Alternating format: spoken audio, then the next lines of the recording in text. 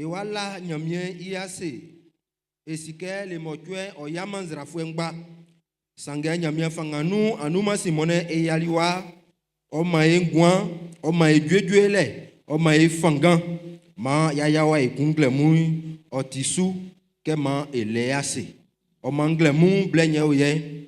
Et quoi, et waka et tiase ye fa asenai, et fa ma nyamien bo le maunsu, et fa ma nyamien bo oyolisa dans son moment lié Jésus doumaïnou, ma esre nyamien glemu.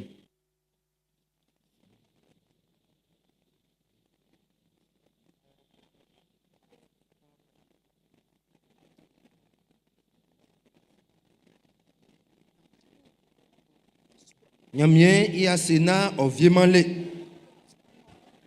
Otisu kama ke benyunu etu ekunu na ile ase. Afin yebo la vie nyamien nyoka etinde nyo. Ke jak plan nyamien nyele enu bo etomanyo. Ngabo ebe suzu ewu nyamien tiema saso onyama enyo. Oni asena fata.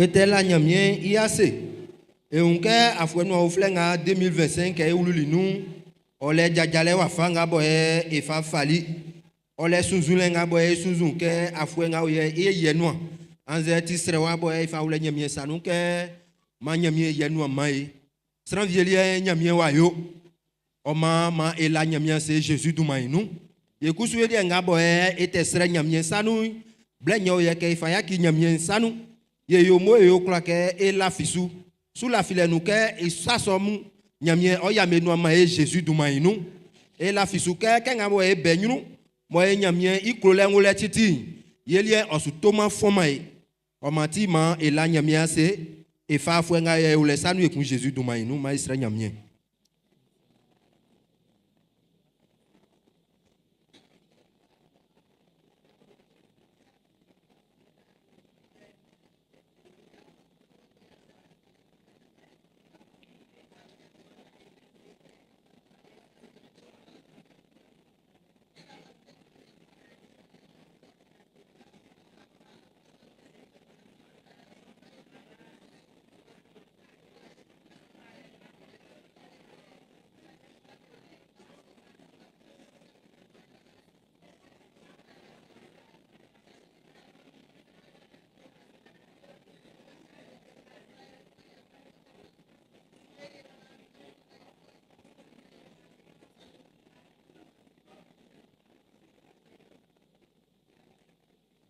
Ma serewa kulanga bo nyamien mamu be kperimbeun anangama nyamien ilika bo be sreli ma emi otesu orasu oyenu ma Jésus doumainu.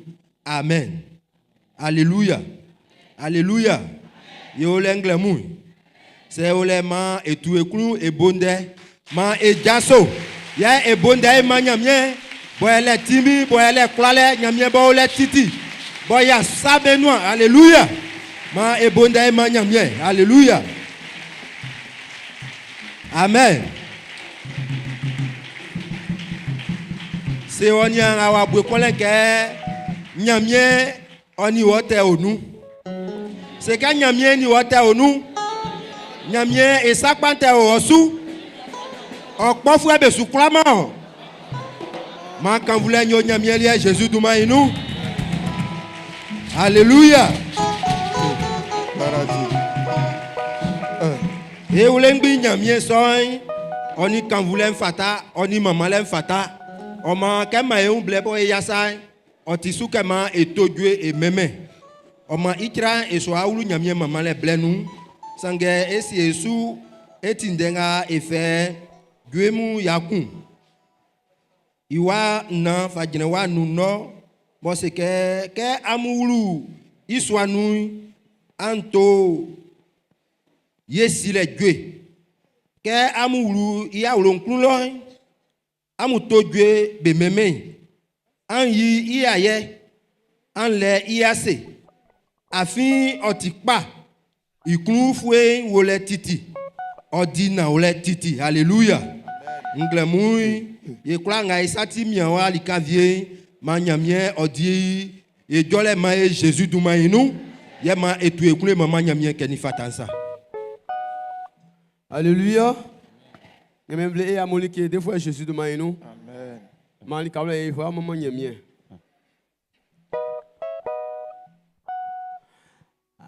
ase hoyo nyamie lio mie ya senda o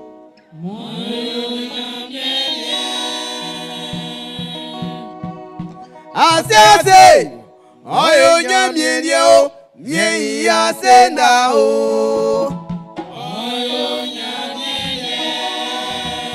mie ya senda o yo mie ya senda o bimo bimo mie ya senda o Baba boy, mie ya se na fuen.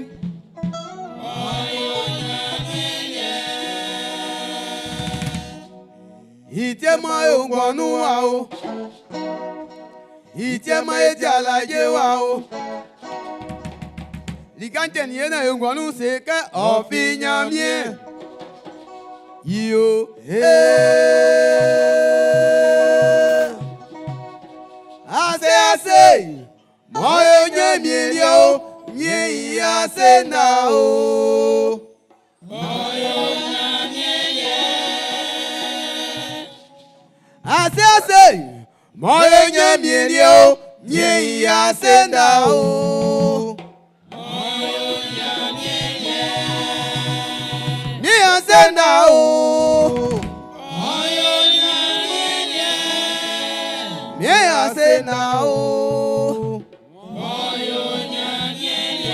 Mamu, ye asena oyo. Adonai maboy, ye asena fuen.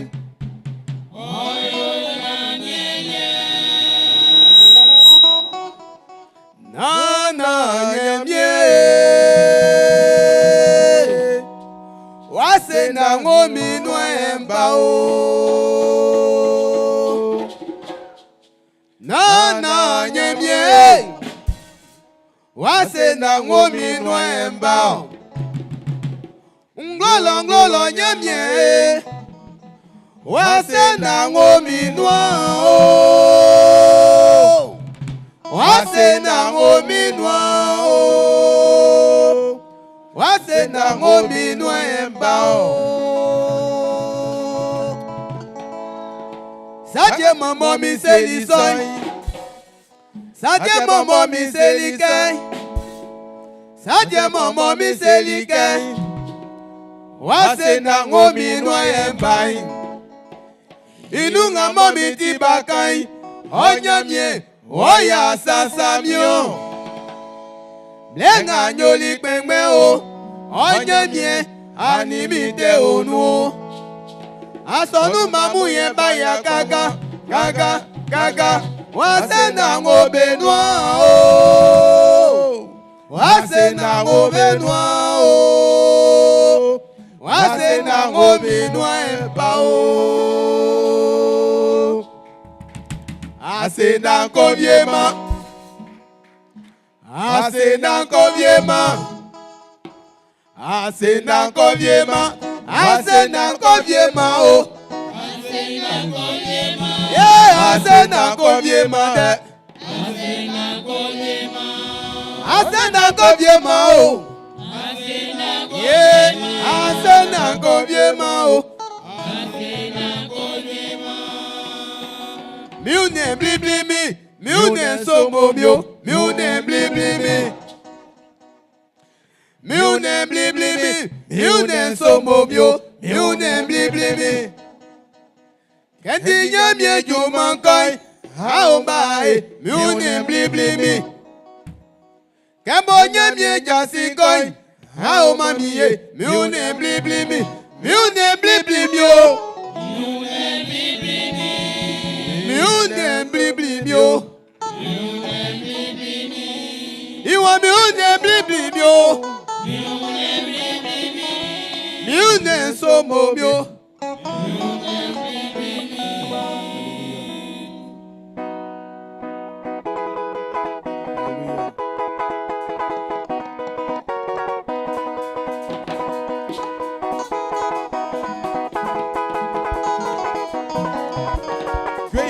Anima malin fata.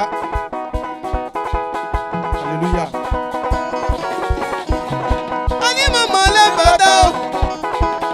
Anima malin fata. Oui, anima malin fata. Anima malin fata. Anangama. Anima malin fata. Anima malin fata. Nana jemi kriye. Anima malin fata. Avasi kwenyamye ani mama le fata o anangama ani mama le fata o isranyamye ungala gala nyamye anye tuwa mama wi zuwa iwa ye o onye ma e okwanu ya onye ma e dialaje o Oje ma e o ngranu nana yemi krie ani mama le fata o anangama ani mama le fata o ani mama le fata o anangama oh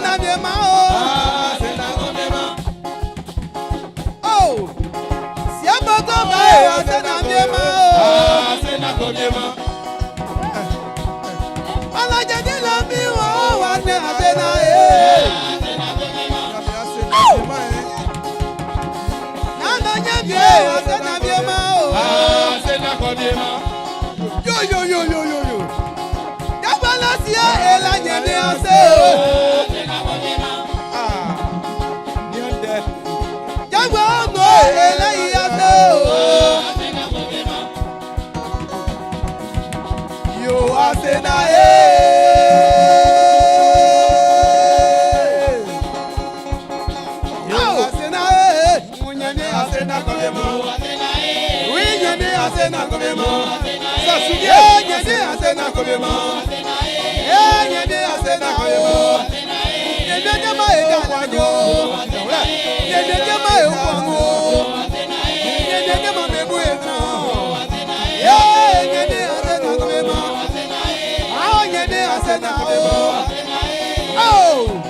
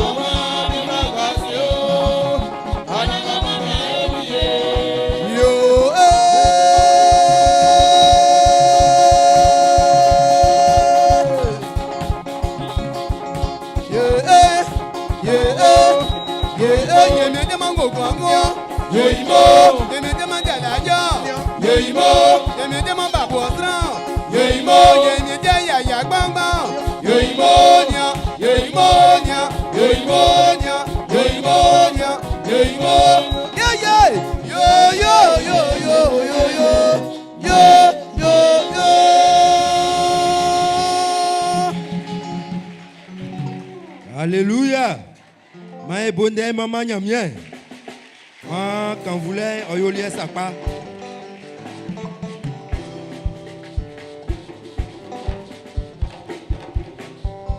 Amen. Et fa nyamien et là et groupe Adonai BAC Jésus Doumaïnou. Yeah et yo nyamien vle imo. Et boy tout et kunu et maman nyamien. Que yo kenga sa quand vous voulez oti nyamien lié. Yeah si que nyamien oti ici les bien sous l'œil. Il cloute un joa. Ma quand vous voulez oyo nyamien lié. Nglemu et wastre nyamien. Alléluia. Et si que en démon et chenga oye. Oti tien kombo o ngumi nyamien isule inu. Kwa kuandenga oye. Beboye akpaswanga boye. Beyi biblu. Boye afwe kula be senwa be nye osu. Be kan biblu unde be kle. En démon et chenga oye be oya fien. Alléluia. Oma ke yo e ko enyru. E wa man be ble. Kokun be kan biblu so e unde be kle. Sangenglemu e kula so akan etia se isre nyamien. E nyamien sre len.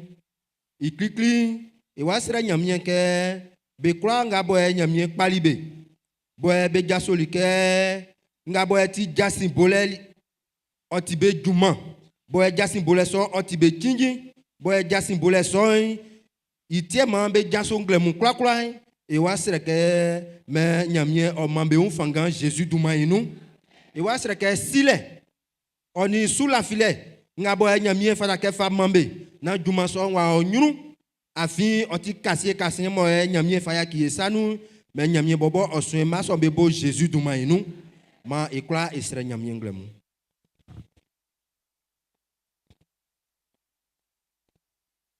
e fa jasin bofuamu e yaki nyamie sanu keko yena Christ inde wa kan klosran be kla ke nga mo nyamie fa kan ni sa afe onu sange isufu eso be jasolike juma so be di ma nyamie bobo o mambe wu akwe ma nyamie bobo o mambe wu fangan me bobo o kan be tinde Jésus dumanu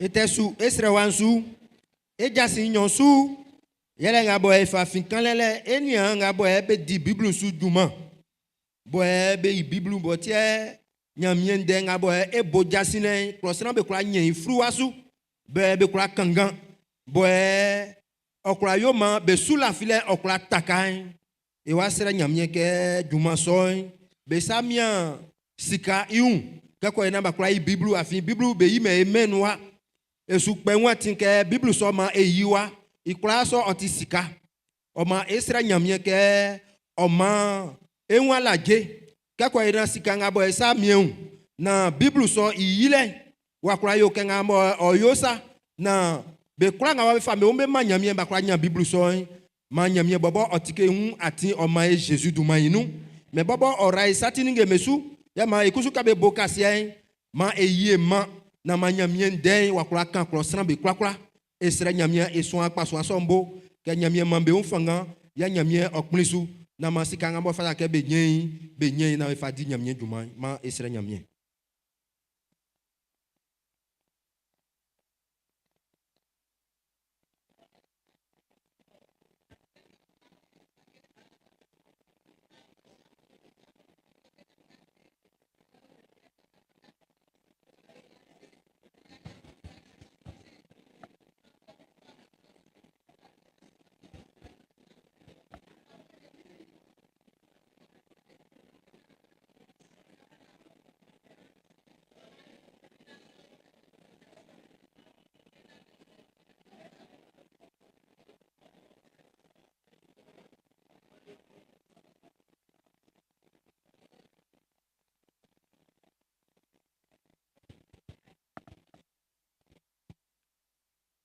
et si anangama et la wase nglemu Jésus duma inu nglemu akuni suma e yaliwa e unle jren kesa e bobo e oswanga nu nglemu klosran vie mu be boli jasi etie ma etili wonde fe boy e fali enwe manio oma otisu ke ekusu esre ke anangama donga su e afien oma nga boy be pa beun boy be klembe un ke srakasa ke belien on dey be boja si feso be kleme un moins et on le ke afe onu et on le ke otinyene li kavie yele ke yale klele onu yele ko kpofwe o meme won tin sangengle mu et sous sere ke wo bo ati timi nyamien amambe un fangan Jésus duma inu et sous sere ke on debo eti pajale amambe won tin na ma pajale so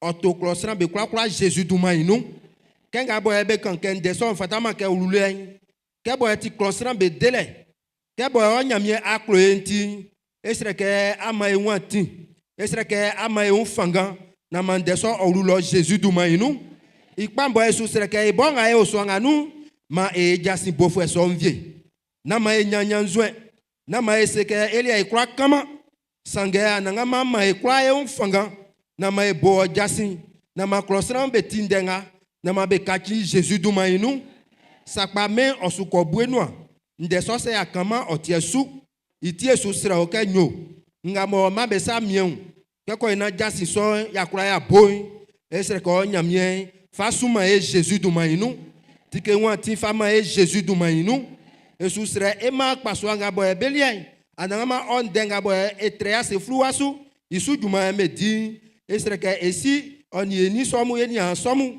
ma nyamie asome bo Jésus du mainu ngaboti sika kemo jeta ufu ni sika oklenti olien esre ke amenwanti nama enye nama ifa di duma so Jésus du mainu nglemu e ba ke kanvuo esre ke me o wawe otran ya fien titi yenga mo yo ma kanvule oyo ngumi olie emi san Jésus Christ du mainu esre liwo amen alléluia ma kanvule oyo nyamien lie était sous et anyansu était onyu ici blenwa duke eti elemotuenu jasimu oma ewa fle enyam bien isan Samuel bo jasin soy ke oblana wafa lemotuenu jasimu ofa mai ke ba ma esonu ni dabule Jésus du mainu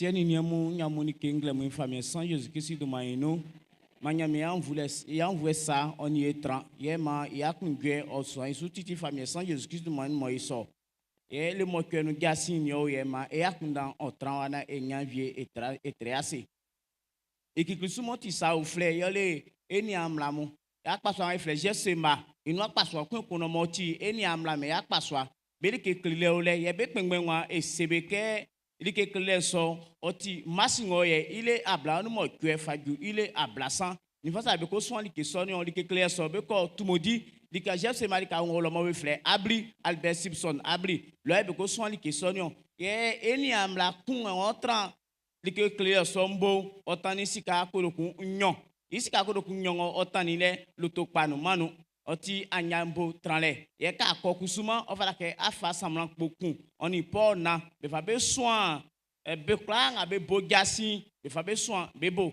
mayami okaina e kra e wovie ye be klang bia be ti ndeson we ma be fa nyamango ye 07 39 73 60 mflanu eku 07 39 73 60 yeah, ngoyoti e mami media ekun e mami ngoti afet masi isukpen e mami Clémentine e mami Kofi Clémentine ingoma enu onto e mome kra ke anmasi kisi ngosini le bi akleli be dotro kumbale wa akleli be ke pa kem yesu ekun ayima ngoye nkusuma iso dotro oba ekun yeli ke ngo agran sumo ofa klamu yole blood flek pa ken ke diabeti kenga mojanko son sukrango son emoja no iso pa kele ngo pe ye blood flek diabeti iso li ensu ye emo wa akleli kenyo yeli ke ngo akle yole oni inwa wa fase ekoyo na iso pa kele nga flek diabeti ya wa nyama yo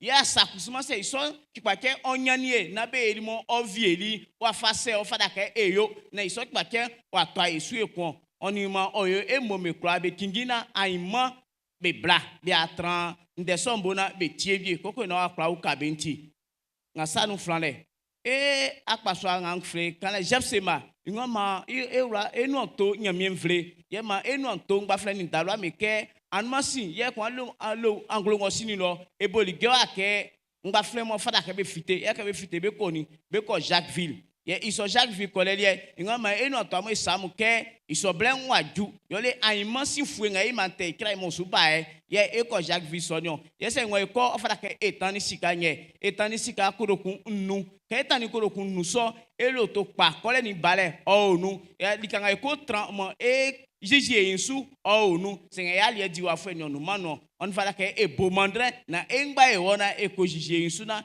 e blali ka ole famille sans Jésus Christ du mainu ye ma e dotro akpaso nga be we afien ngama eno to nyamie mvre mingba e kpen be wura ke be keni wa ke e moja male ole ye moja male so anglo nga oni e moti masi ile ablasan ye be ma moja sonyo ni ma engba esiesie una e faisa wure so moja male no na ko na ya kpafa uka eni anvie muti ye nyamie mvle o fata ke e kpa mu wura e kun yo le ke e fali enveloppe moi juman trebrini nyon e fele sous enveloppe on fata ke iso enveloppe auto bevie mesano ye kpen be wura ke iso enveloppe ke bia ji kele kra ye gbogbo nga eni amla mi aso ne ongo odi enwo sanu fate nu ongo kusuma ola tralis no kali awolo ayimansi mone ngo balon fabla be kura akusuma be fali mo be na boe itani lebo e wura be fanga ke be bo itani lebo afin oti asonu ni kingi ye asonu ingoma ekpen nyamie mvle iwura ye ma esebeke jagele nyon owa ikikli yole jagele ngoti suklu mo be fe benga be suma be suklu benga be suma be suklu ye so suklu ye ble onino eko jole ken oni ya ken ke fle be fle no swanu doblu ni mo do nsien oni bue fagira do mo twe oni bue ye ebe so suklu no jole ken oni ya ken nga etiti mo ba jole ken a kan etienya miende okun ya ken e srenya mien iduma ni o le siene e fle benga be suma be suklu oni fata ke o ye ngba ikingi iso de nga eboli bolo mo kwen osine di kenga kle nga eklele ya nga be boli bole iso wa susu jole ken oni ya ken mo o ye ngba ikingi na e blada koko ina ya kwa suma li ka renti ye inyosu yo le mlanken sra nga be srewa idi obebo ngle munu do mo kwe fagran do brinignon nga bro fense ke 8h fagran 12h ye e un kale akpaso nga ma fle social nga ma e wura ekpen nyamie mvle iwura na esebeke sika nga fada ka etani mo fe mas ile kikli nga faju ande mas ile bluni chien sika nga fada ka etani oti pona blanc be kula nga be ni be klatano na iso sika le be na tanima sa sonu vie be gra eni ambe o jangwale be unbeun engoti nyamia sena eni abla nangi amwen nadine inga ola nyamia se yo la nyamie mvle ni passe ola bengba me ase yo le ke ici fascini vie nous desamu anglo nous nyamie mvle wa ya kime be suenu bo ma se so nu ingunu wa koma isonti ola nyamia se sakun ufle kun ekun ole yo le be kwa nga be wuri ajanu mo be wa paso akunu mo be fle jardin de den iso akpaso ale be sukpen wa o kpen be so iso fo me kwa be wura ke be seseli keke aja ya fenu akun oya o fara ke be kwa so nga be o iso afenu ori enu be disuken nga blo fo fle anniversaire isonti iso kene be so adi yo le ke kenga bi adi be kan be bono be fali janvier février on mars be klaso be kan be bono be di be ajanga ya fre no yali be disuken isonti on fada ke be klaso be tani be klanga be so apaso anu so o kene julio o kene na juma be klaso on fada ke be tani korokun nyon pona blanc ye wan sa be tani yo passer i fois se trafoué isanu anze kusuma e baba langi i numéro nyo ye 07 39 73 60 Mflanueku 07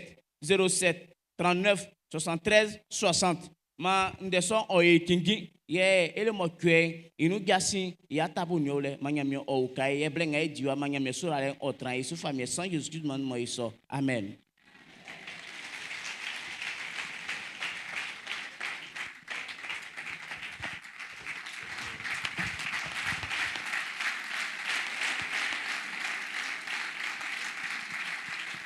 Alléluia. Alléluia. Quand vous voulez, oyo Jésus lié titi. Be kwa ngabe soumain, ma isura len o tu e kwa Yesu Jésus du maïno.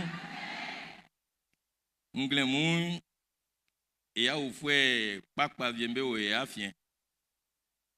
Blenga ma fa bien clamo o nyulo o sangema e bonde e sobenu biebe wa alliance biblique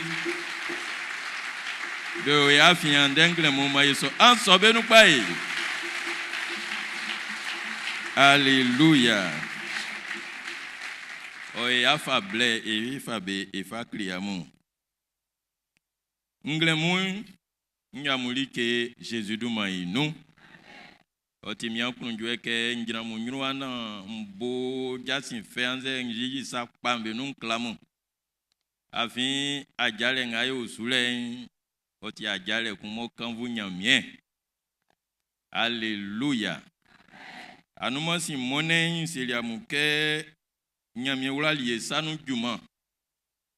Juma soin obolibo classe que pasteur Joseph Blessou isanu yele iswain ipamo amuamusu yoy nyeyili nu klelia mu liketiema o agena nikan be kula ngamo nyamie kanibe mo be fali be sanu like ninge fa wulali juma so no manyamie ramusu yense like sika somule afin juma odike adima e grani ya kundanga ya bulin ewa ke eleman likain mo ekla kwa famasu ekla kwa besu enyunu no le mbo akponti ba pepe sule wa kakan nzu yo kake yo ke nia sai sangulo lobo ke ye ifo amen ye won yo so fada ke kaki pepenyo e afu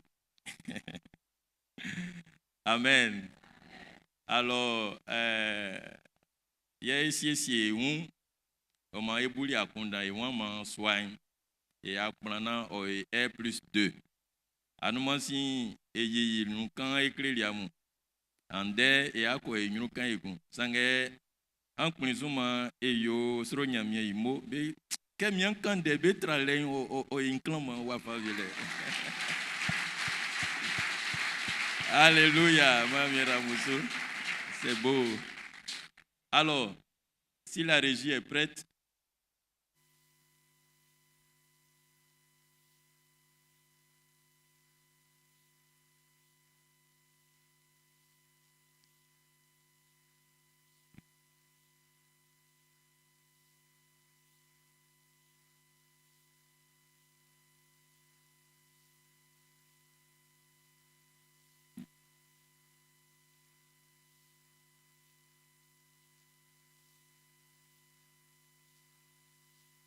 les photographes.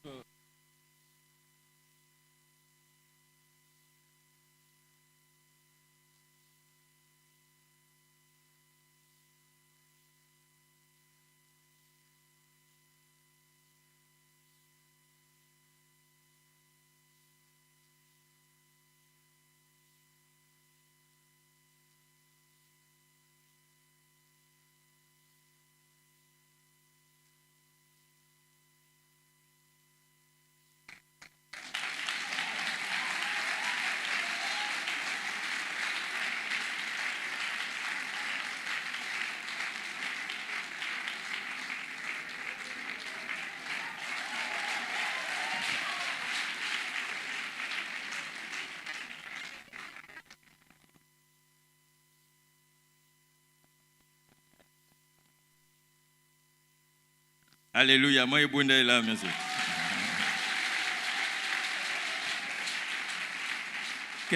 Que yo ko nyunu ni okati kati kan eguneo. Alléluia. Man kan voulez o yunya mielie. C'est un li ke nga samo o nyeme mo yo efen ye nyamie zuloni o disait. Alléluia. Man kan ngan devient facie nyunu na ewu jajalenga ya fansu. Benyoli e klikli ndetre ablauni nglon imakun ofa junyon. Famille David seli sranga be yalin beke miwa Salomon bo ikumba e nyamie peli ote yo gban flinkan ye juman keni ye kusu ya kundan nyantima soin timan sranswa anangama nyamie iswa ma bo mandre ma kunde nyamie iswa ikplanle nu ninge mu masie unkundeli sika okule sika okule Ni Gete Ufwe, c'est que Gete Ufwe. Ni Aaba, c'est que Aaba. Ni Blale, c'est que Blale. Oni Waka. Like nga be fe ikula sombe yoyin. Iti ye nkundelio. Ye nkundeli onyx ni yobwe, c'est que yobwe. Ni yobwe nga be fa yo swa klamamu. Nkundeli yebwe ni yebwe wafa uflemu. Oni yobwe papa wafa mu. Nkundeli yebwe bo be fle mabru. I ufwen ni ipangpangpa ano obwe mo be fle mabru ufwen ipangpangpa. Amen. David wan ngoti sika okule okundeli. Ngoti Gete Ufwe okundeli. Nga oti Aaba okundeli neo. Nga oti Blale okundeli. Ngoti Waka okundeli. Okunkasien ngoti yobwe okundeli. Ninge ngamo Davidi okundeli be isuye e aniamo eyo ekele ya akpaswa mo ifa plan nyamie iswanio. Alléluia. Oma akpaswa krikri yele be ngamo be yisi ka okule. Be kele ngamo be yi be ndali ngamo be tain efle isi ka okule. Sangesa masi ka okule ifao. Dis amen. Akpaswa nyonsu yele Gete Ufwe. Akpaswa sansu yele Aaba. Akpaswa nansu yele Blale. Akpaswa nusu yele Waka. Akpaswa siensu yele obwe. Bengamo beo akpaswa sika okulenu yele bengamo bema million kun trasu. Ngamo David sukan yele ke o ngamo nyamie mo fanga o mo o faula wa wulenu ke ama million kun trasu na sisi obo se au sika o kulembe nu kasika o kulembe nu lo na ko nyunu titi Jésus du mainu inyonsu yele bengamo beo sika Gete Ufwe. Belien bema kotokun ya nu. Ma nsansi. Benga mo bema sika okulen. Se nyan sran brubo traso otikpa. Se iklanyan po bwewa sran bru. Madumama manye okanye. Okanye. Okanglan. Neo. Voilà. Kania o kele blessuma pa o kele wa fanga je onion be fata o tige o kri o bo sranga ti c'est bien ti aussi ka o kule na koko man waka o yako c'est nya sran blue na be man sika o kule million o ti pa bengambe o Gete Ufwe nu kotokun ya nu c'est nya sran blaun o ti pa. Benga beo abanu bele be manko tokun ya se nyansran ya mo be manko tokun ya otipa ye benga mo beti beo Blale akpaswali enu yele benga be manko tokun ablenu se nyansran ya nyon mo be manko tokun ablenu otipa ye benga beo Waka nu yele benga be manko tokun blaun. Sebe mankoto kwan blaun na enyan san ya nu mobe mankoto kwan blaun oti pavie ye benga mobe man obwen yele benga be man koto kun bluni nyon se enyan san ya nso na be menson oti pa. Alléluia. Sika ngambo be nu ayen oti in classique afwe kun nda anze kele oti afwe kun sika yebe man.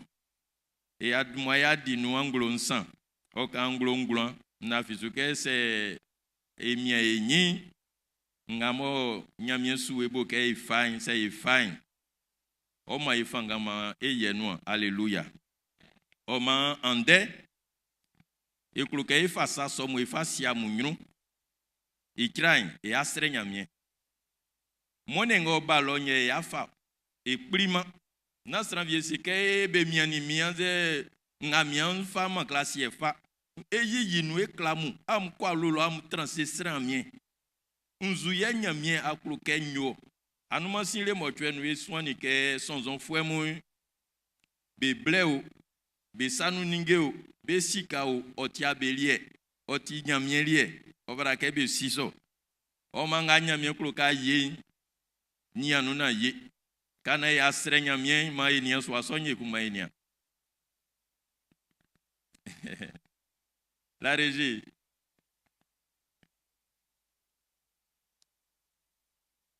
Mettez le film, s'il vous plaît. Maïnia soissonye kuna esrenya mien.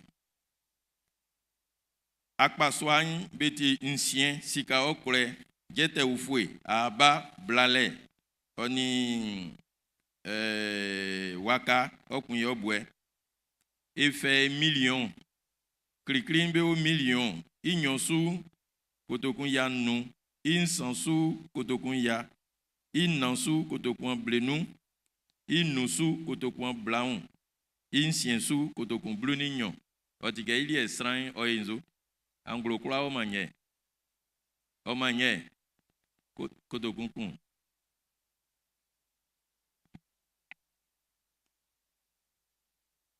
be yo vieux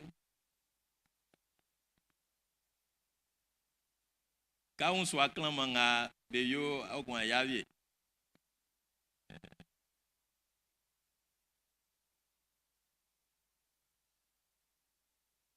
alléluia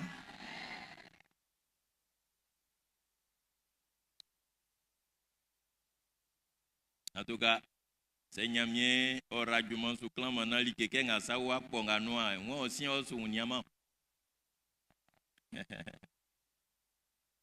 Oima biebo asu flemme on wandi ulu. Oh, aïe, c'est pour vous, mais c'est pas vous.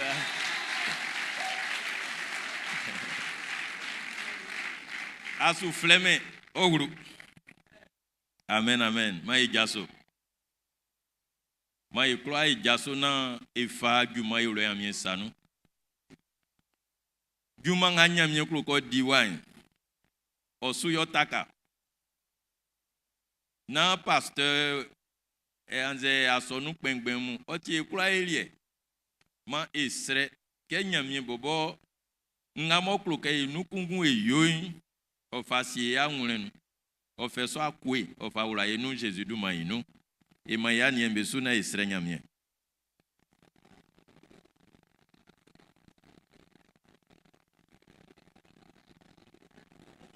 si amvwena ukai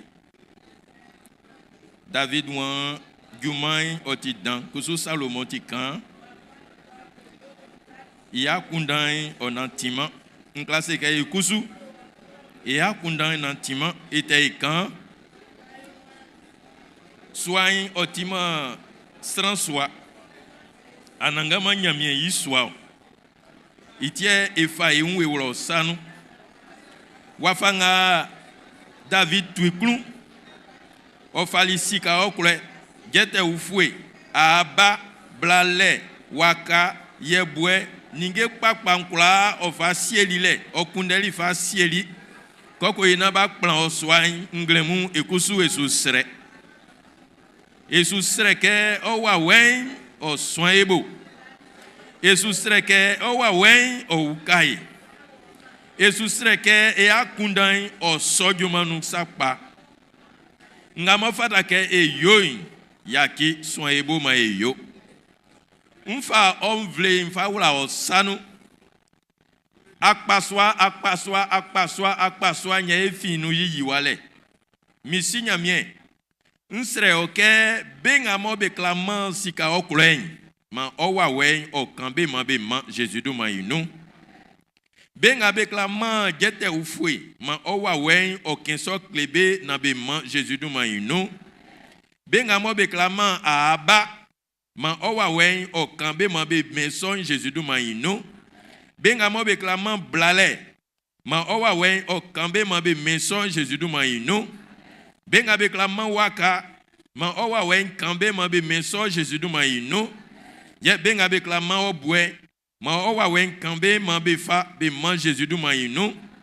Akpa soa kwa son nou et si ke se elafisu ke enioye ou nou kanga mo owa wen owa wen se ke e man elafisu ke akla yoma e mensakpa. Nama mbuken o traenu nama esasin bubue na prinsu man sran viembe kwenbe un man oike Thessalonique lo a sonu fuemu mo be diale sange aknuye dama obenu kele ngamo be jili oili dantra sunsa nsre oke man osurale mo wesuin inyi fite man inyi fite Jésus du man inu esre ke man o mamu be kula ngamo be owa man be fabe sabe lweju man sonu et ta osu ye soma iwo enyunu titi famille Jésus du maïno amen maïgwase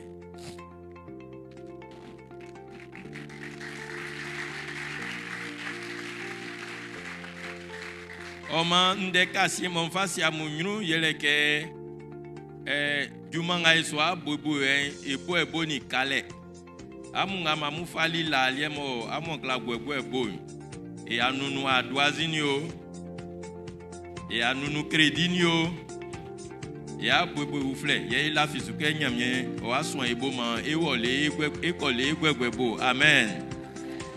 Yé, numéro ngamobe ouemu, et fallu numéro viemo, be kula ngamo tike, be nia yesu nyamanu, mo nyamye kambike be vie, et fallu numéro. Même à son nom, à ben à bien bétani, be quel lien, un numéro moun, il fallait le numéro orange, moti 07 68 97 86 70. Il fallait MTN 05 64 32 21 10. Il fallait Move 01 09 36 05 15. Numéro Sangalen Beti Wave. Oma be kula ngamo bien be belie. Amukla tani nyamanu. A sonu i numéro de banque nkusu ye o ngwale. Soit i plan i sujuma i pa mo e kloke e yonti otike e pe i contrôler siele. Il est trésorier moti soit il est ngumi klonglonglonglo. Koko ina ningemba iwe nti omana stre kunweo ma estre amiena nyamie trapepe nu ma ablenti alléluia ma miera musu famille Jésus du maïno amen alléluia ma ebonde ma nyamie ya esreke manyamie o mayon fanga nanga boy ti dumalie na ma ekasa ma efaye ula nu vie na surale o kan vie Jésus du maïno était sous et anyansu était wa nyunu isien blewa juke e usa e a ofwe o ma e usa anglemu c'est enian vie be o afienwa mo ande mo ne chenga tibe asonu yele wa klikli esrebeke ma be jaso na ma esibe a ofwe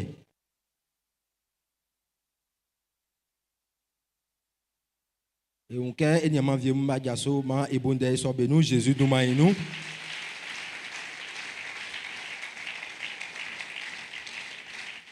yo enya me boni bale esra muke am gwase ikra ke anyanwa ko nyunu e wa fable e fa kleamu ma quand voulez oyo nyamielie Jésus du maïno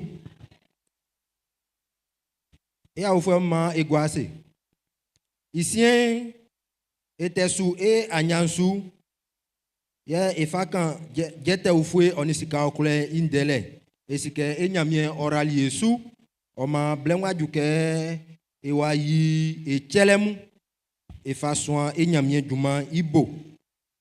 Oma ewa tindenga, o kuret fuemu nyonsu netre ngran, iwa nso. Oseke masrakun, ili ke ngobu iya kundake se oma otikpai ofama.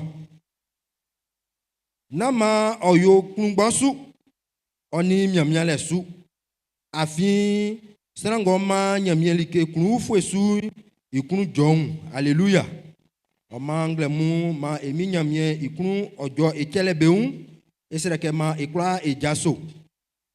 Ekele ngabo efa bali ma efa echelemu. Ye ewasra nyamie ke ora chele sonsu oma e Jésus dumainu. Ke bobo ora chele sonsu. Ye ma chele so o kajuma o nyunu. Ye ma surale ngabo ti elie ma osae Jésus dumainu. Quand otia se ye ma esra nyamie.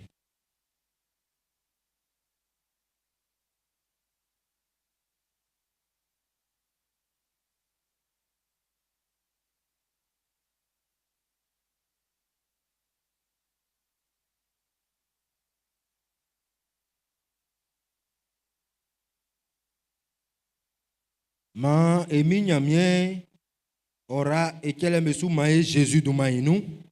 Amen. Ma eguase. Esien eunke egbobomu. Ye enyama bianie enyama yasoamu bafaba fitele. Oma gbogbo ngamo enyama blabele nu le eye chele mu efagwa. Ye ngamo enyama yasoa be jinsile le efa eblusumu efagwa. Ye enveloppe ngabo oti duma akpaso abluni nyoy yeklafa egwe likanga moye anyama yaso abeole ke eba servi dodu besiesie efa blesso yaki adona isanu.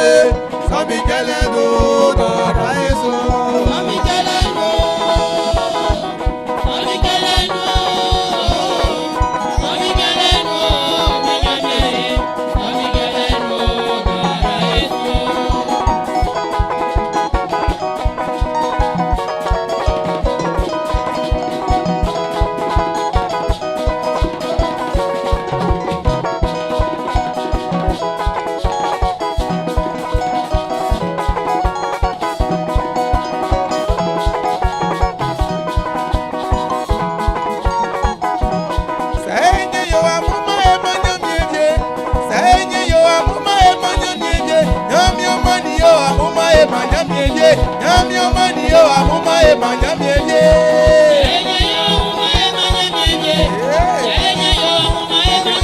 Oh.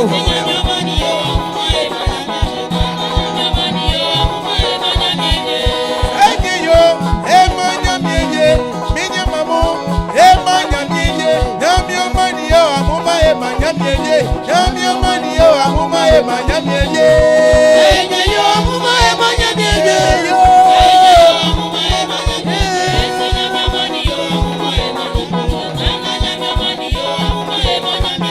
We senye yo, senye sika o.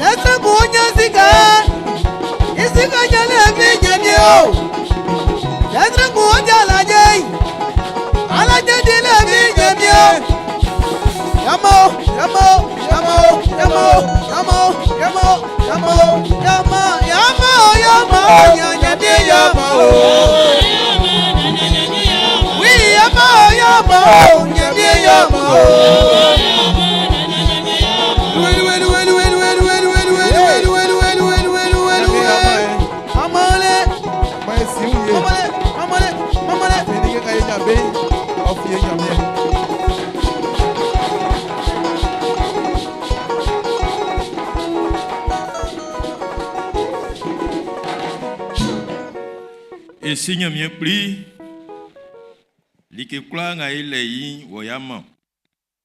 Ekluke eyo mo, eyo kula, elo ase. Afin o haknu ye a jinglo blen kula anu. Nga mo ifa bali ifa sionyno. Rasuma ifa mien Jésus du maïno. Le signe mien pli. Nga mo yo o soin o juman ibo. Yo man o tre, ye man o juman kusu o wenyno titi famille Jésus du maïno. Ma yengulele, koko ina nga fawula ye sanu kusu ya yo e finfin, ya sakime, sangenga moti pain ya klafa yonti. Ma o surale, o kata o mambisu, koko ina besanu ningen kusu ba wiko tre sakpa. Besanu jumanga be di wa ipa wa wenyunti. Yueso, ma anyambe unfwe mu beson asonu nganu, famille Jésus du maïno. Benga mo be di juma mo juma nkwenyunu mo juma nyo pai ma enye so fwe pangpan wa Jésus du maïno.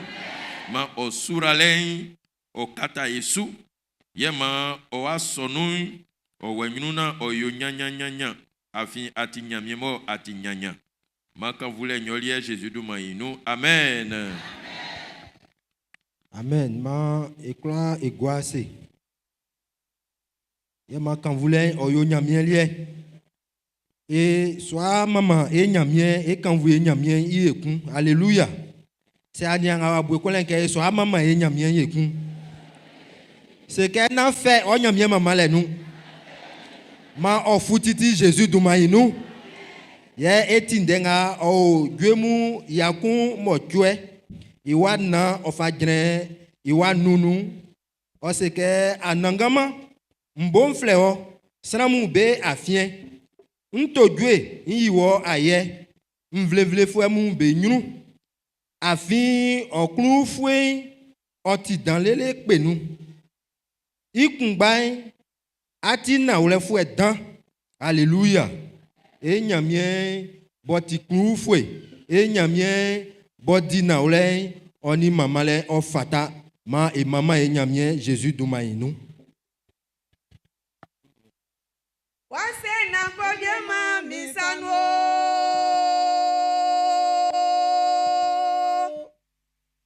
wase na koje ma misano na nyamie ase na koje ma misano wase na koje ma koyo na wayo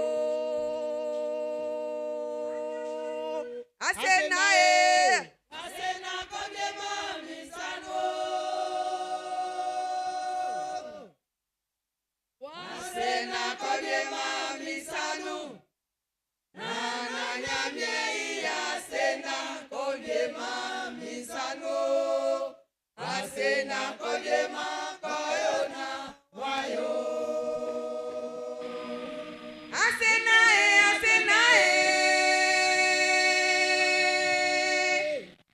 nyamie ase na nyo asonu mame wa wase na nyo sro nyamie mame wa wase na nyo Adonai mame wa wase na nyo Basa me wa wase na nyo na nyamie ase na kwobie ma oyo wase na kwobie ma koyo na yo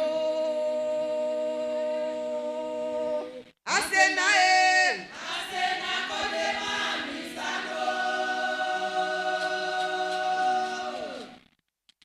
wase na kwobie ma misano na nyamie ase na kwobie ma misano ase na kwobie ma koyo na wayo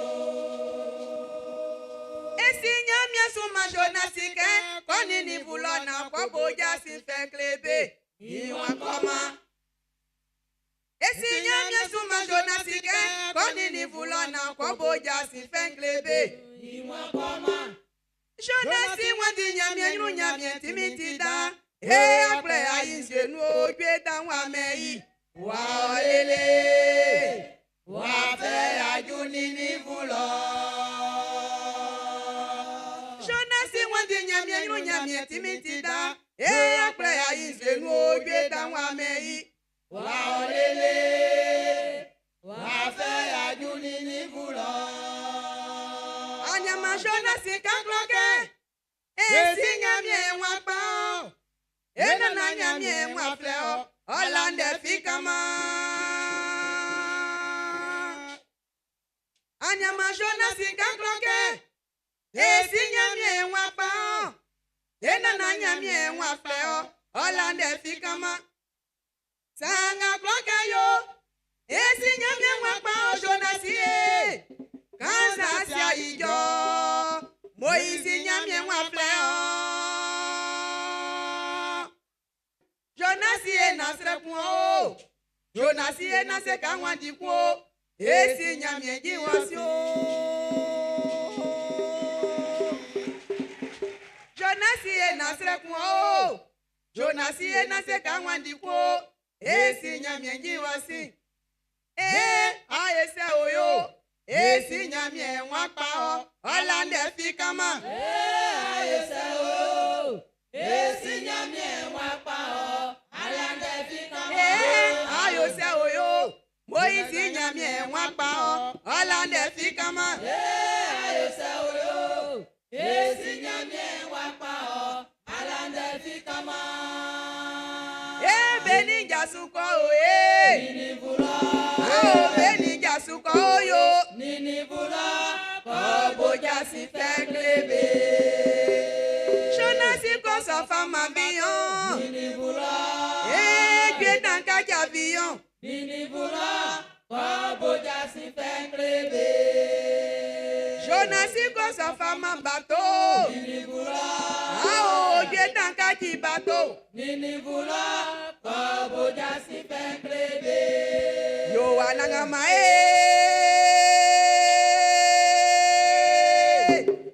yo ananga mae suwa mama wo we suwa mama wo we ene suwa mama wo we e bali ke suwa mama wo we e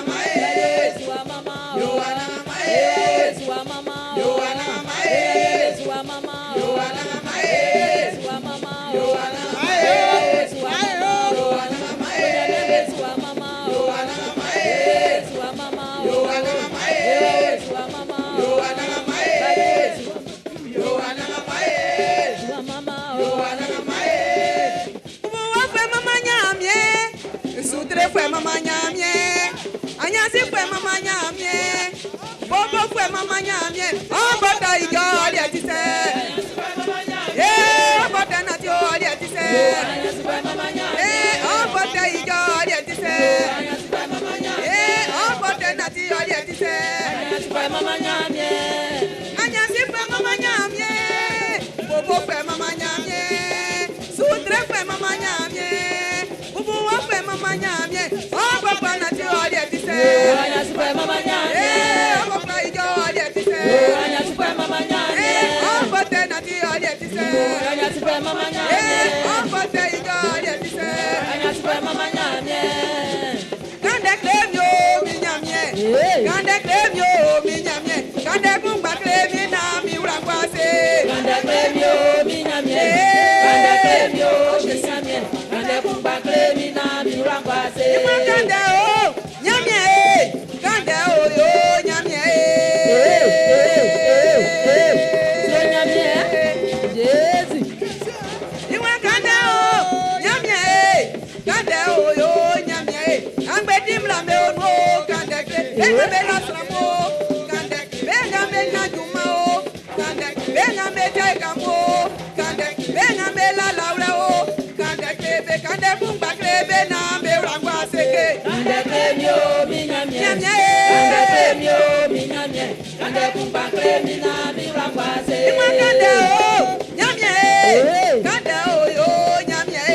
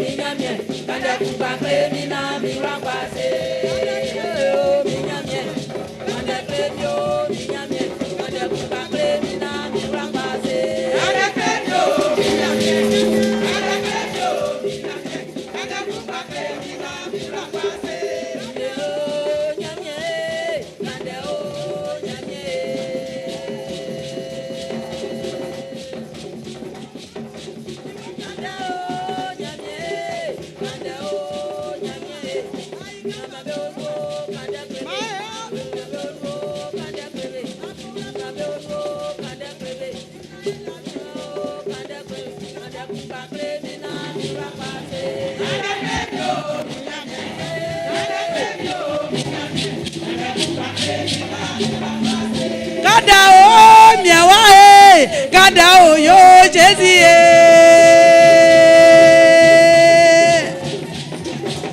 iwa kada o Jezi kada o yo miawa ni ayenga ela debo kande krebe yenga ela krole bu kande kre yenga ela laure o kande kre yenga ela biamu o kande kre yenga Babu kande kre yenga ela tra o kande kre yauro ngwa biebo o kande kre ye la tinga o kande kre ni akale kwa yimi o kande kre mi ni amba mi ngume ye ura o kande kre mi kande ko gba kre mi na mi ura ngwa se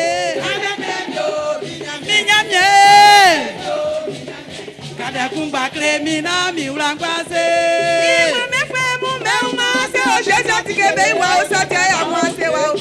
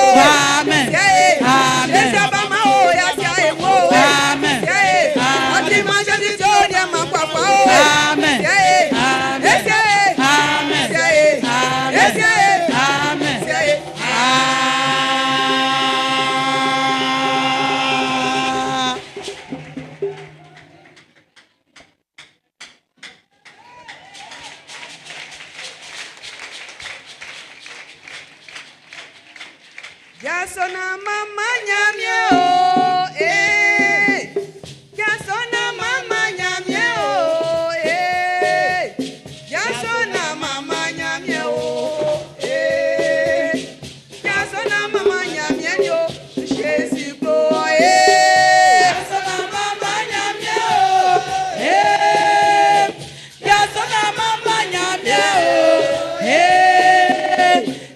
Yasona mama nyamye o. Eh. Yasona mama nyamye o. Jésus Christ. Iwe yasona mama nyamye o binyama e. Sade nati o fi nyamye tia o mwanu o. Yasona mama nyamye o. Yasona mama nyamye o. Jésus Christ. Yasona mama nyamye o. Eh. Yasona mama nyamye o. Eh. Yasona mama nyamye o. Eh. Yasona mama nyamye o. Jésus Christ. Minyamye asuzulelike. Anumala. Minyamye asuzulelike. Anumala. Minyamye asuzulelike o. Anumala. Minyamye asuzulelike. Anumala. Lola asuzulelike. Anumala. Asiesuwa asuzulelike.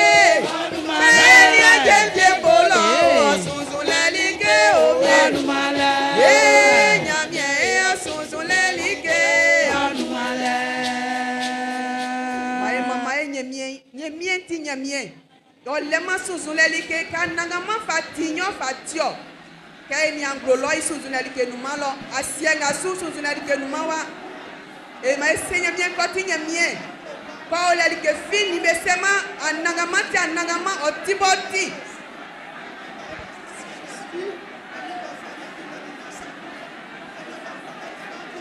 Enyamie ngoa o meme yo e. Ao enyamie ngoa o e meme yo anagama e.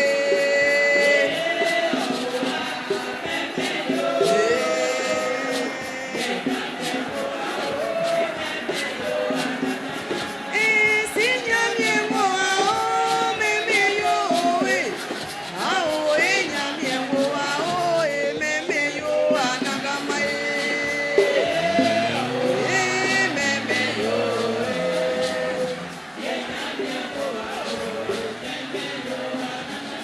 nyamie moyo somo ao meme yo e.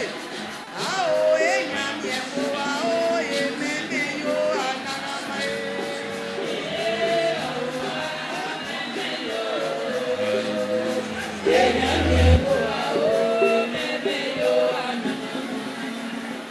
Enyamye wa o kanvuyo we. Enyamye wa memeyo anangama.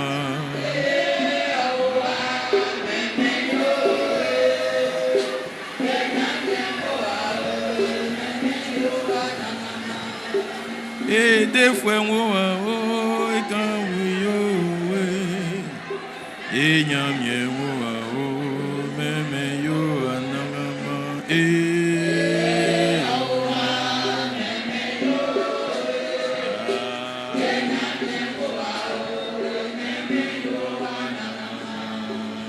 Nyamienga moti dan, moti wulengbi, moni kanvule fata, moni mamale fatai, Yesu suyo, ma e yedu manda, ma e bonde e kanvui, e boesro, e ya yanglemu.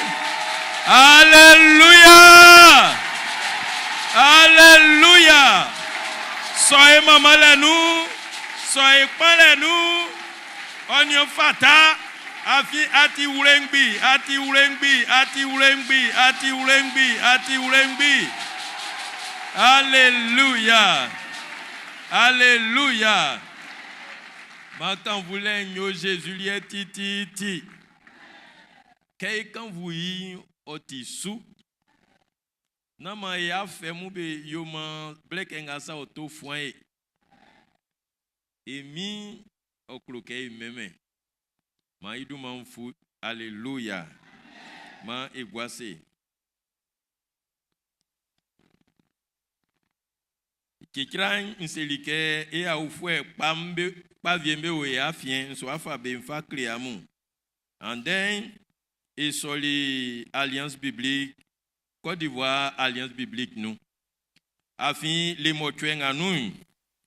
Ben à mobe tout nyamien de iboy, be nyani juman, be yali kebe di juman. Yeke be di juman sonne, yang à mo sien, be tikeli anouan ke mvle nou fouemou, be blanan be atie, juman à mo be di, be wuninge vien be oule. Oman, blessons-nous, be fleli, be nous juman di foué dankun. Il y a au Alliance biblique universelle nous. Oti benga mobe tout nyamien inde ibo oti besu penkun.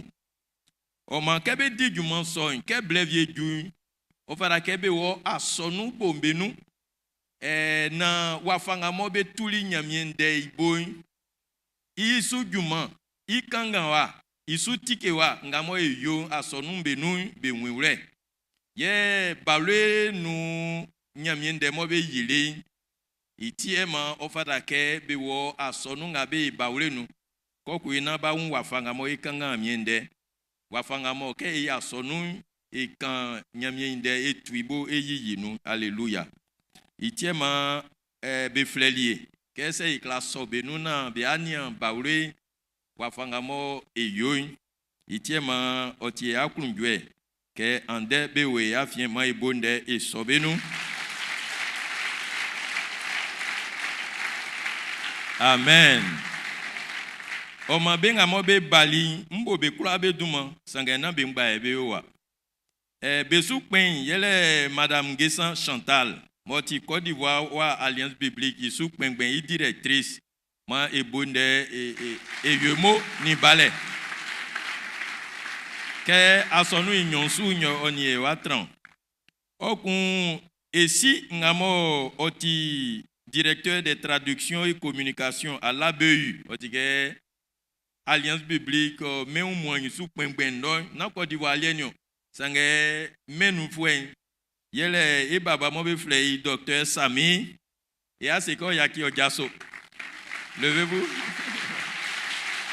Voilà.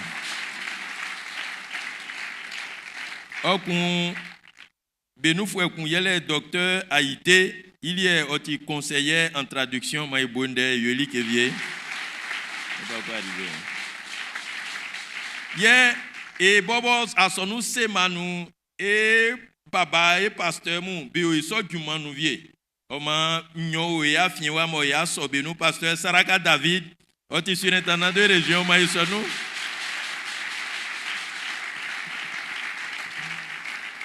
Il y a un Bible Bible nous ici du Maudio. Il y a aussi le pasteur Théodore Koussou, au surintendant de district.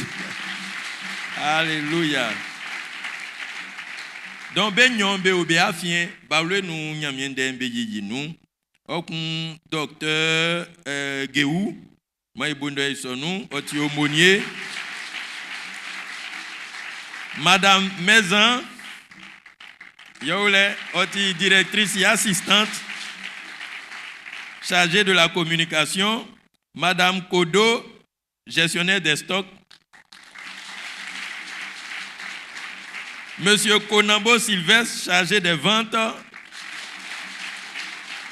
Monsieur Jules Yao, qui les transporte. Alléluia. Oma beye enibe eyo asonu ande okumbianga mo tai klein sranga nyame peko tai klein yele docteur Sami. Alléluia. Sange ma esike kebe basa be ba be sangben nyamien de bible baule no be favie bali sa sonu vie angira ngwale amunya furwa bible yiwa fa kebe ba afan kula be fa bible yiwa fa kula be clé ya musike kebe to amu asonu bombe no be bible mu igwambe efe neo oma ansilo na mfa ye be ngambo nyamie ofa wula be anwure nu kebe soan djuma so ibo afin sesika nielen nyamie nde kebe tuibo ofa kebe ko efruwa nu ngale nkulati sika be le be fiche d'engagement ke amusun abebo viele bo kla esrewa ikula son ka sonu vie angira ngwale beni be tabli ngule en mentant bena muni be koko yale na nyamie ofa mu fa esura le mambe Jésus du mayinu oma e aso e baba docteur Saminu, on in the bullet. And there, or ata iklanyo. Moi, isonupa.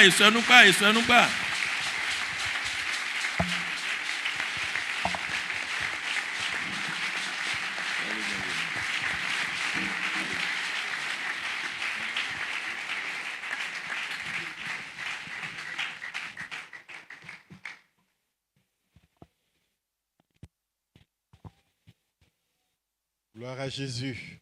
Amen.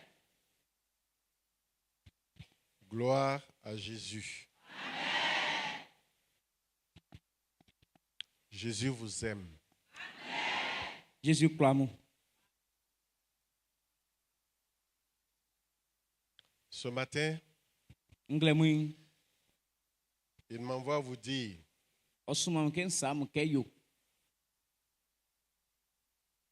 qu'il vous aime.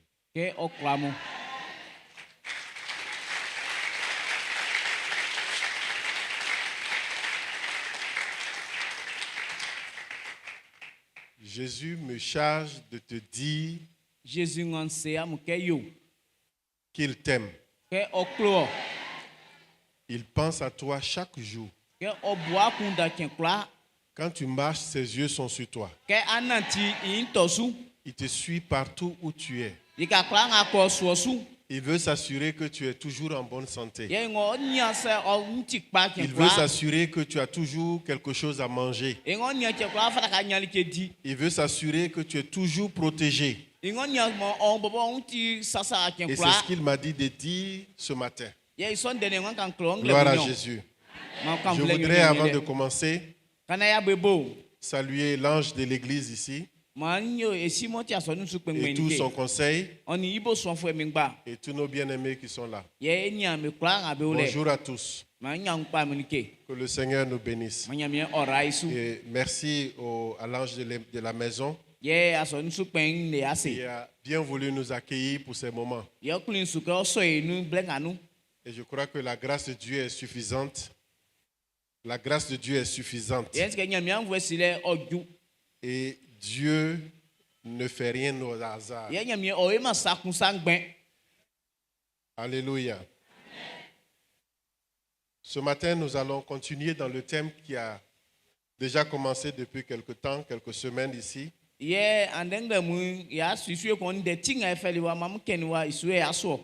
Jésus étant la première place dans notre vie. Mettre Jésus à la première place dans notre vie. C'est très important. Et nous allons commencer par un passage qui est un peu choquant. Lorsqu'on le lit, on dit, mais est-ce que vraiment Jésus peut nous demander quelque chose comme ça? Luc chapitre 14, le verset 26.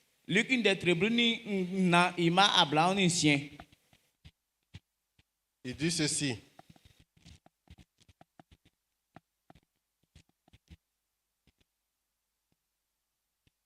Si quelqu'un vient à moi,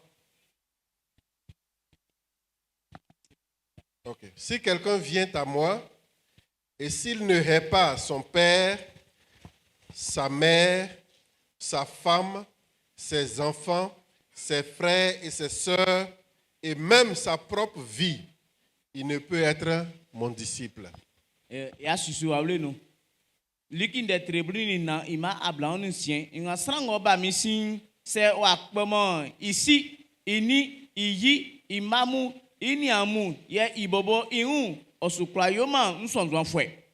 Le deuxième verset, c'est dans Matthieu 28, verset 18.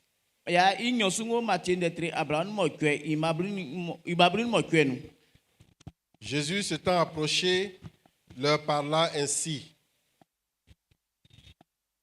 Tout pouvoir m'a été donné dans le ciel et sur la terre.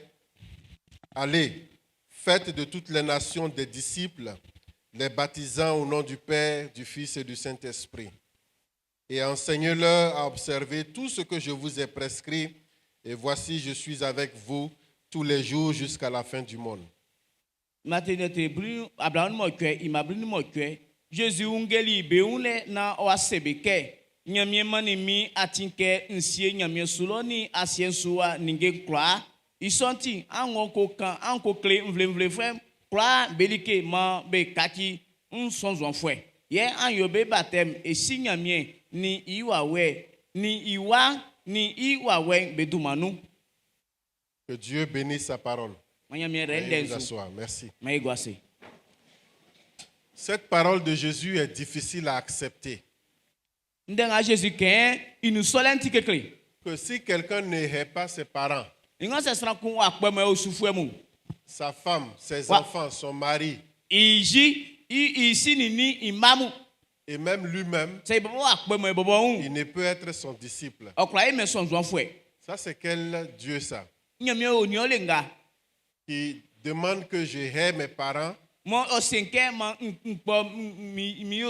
pour être ses disciples. Et même ces paroles-là aussi,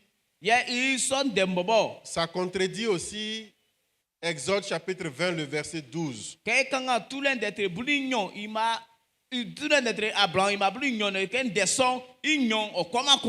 Où Dieu dit, tu honoreras ton père et ta mère afin que tes jours sur la terre augmentent. Donc, comment tu peux honorer ton père et ta mère et puis en même temps aussi les haïr? Est-ce que c'est la même parole? Donc, quel est le problème ici? Est-ce que Dieu se contredit? Tu honoreras tes parents. Je pense que c'est bon qu'on le lise pour être sûr que ça vient de la parole de Dieu. Exode chapitre 20. Et ça fait partie des commandements de Dieu. Donc ça veut dire que c'est très très très sérieux.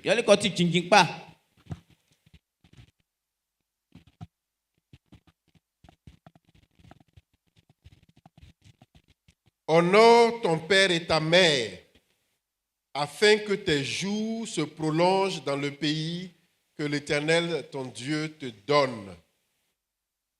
C'est un des commandements de Dieu. Comment Jésus peut venir? Allez-y. Exode 20, 12.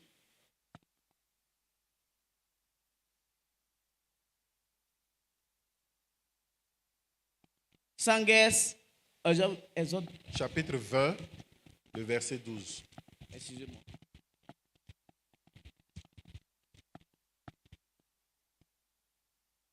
Bu aussi on y besran.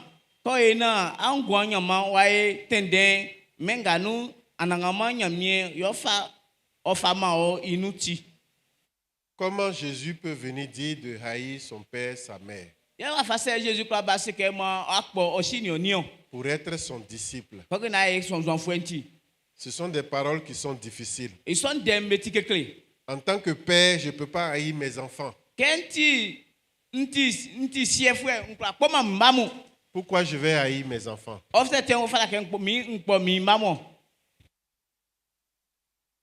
J'ai des parents. Pourquoi je vais les haïr? Qu'est-ce qu'ils m'ont fait?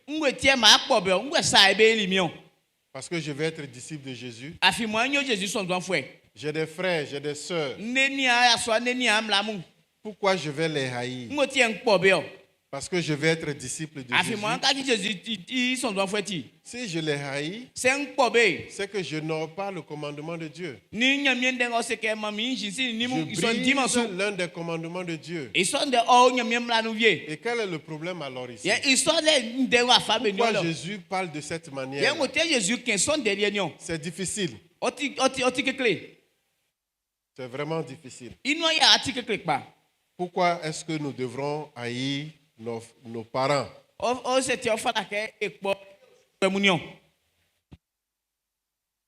Mes frères et sœurs, craignons Dieu. Craignons Dieu. Dieu est souverain. Il est grand. Il domine sur tout. Il est le maître des lieux. Il est le maître de ta vie. Il est le maître de ma vie. Pourquoi nous faisons la traduction de la Bible? Parce que Dieu veut s'adresser directement à nous en baoulé. Le français, ce n'est pas notre langue. On a appris ça à l'école. Dieu nous a permis de naître dans une famille qui parle baoulé. Et cette langue-là, Dieu veut l'utiliser pour s'adresser à nous. À cause de son amour pour nous, il veut s'entretenir avec nous. Dieu ne parle pas français. Il parle français pour les Français. Il parle baoulé pour les baoulés. Il parle agni pour les agnis. Il veut s'adresser à chacun selon son contexte. Parce que c'est lui qui est l'auteur de toutes les langues. Aujourd'hui, quand on lit ce passage en français, on est troublé. On est vraiment troublé. Même si quelquefois on ne veut pas le dire. Souvent on a des choses dans la Bible, quand on regarde on dit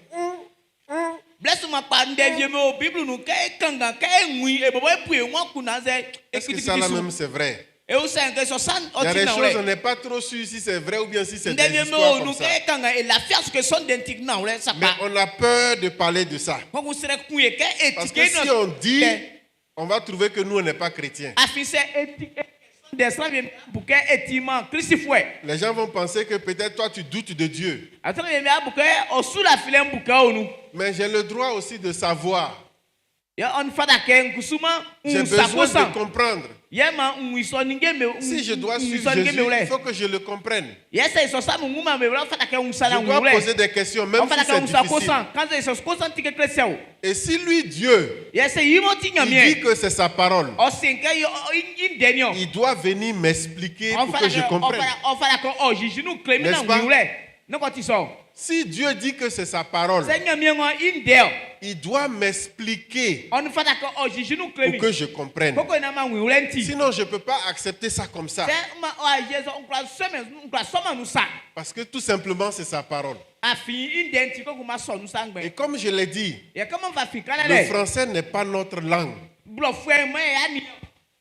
Le français a traduit ce que Jésus a dit qui était dans la langue grec à l'époque.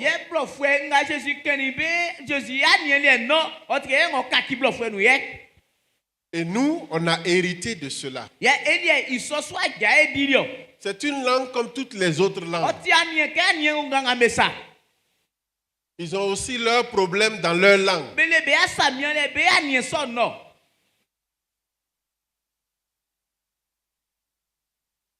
Et je ne pense pas que c'est ce que Jésus était en train de dire.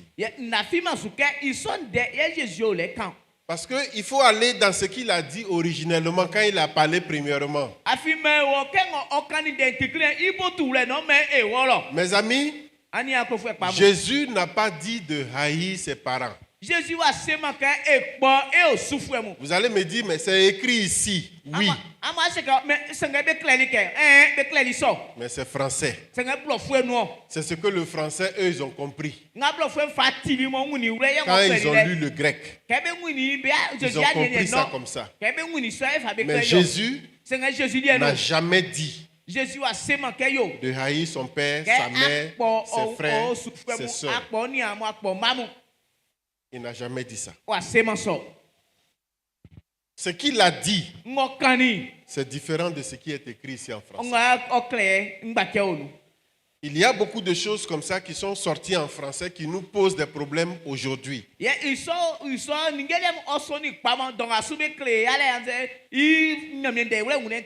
c'est pourquoi il est bon de repartir à la source pour voir qu'est-ce qu'il avait dit même là-bas. Et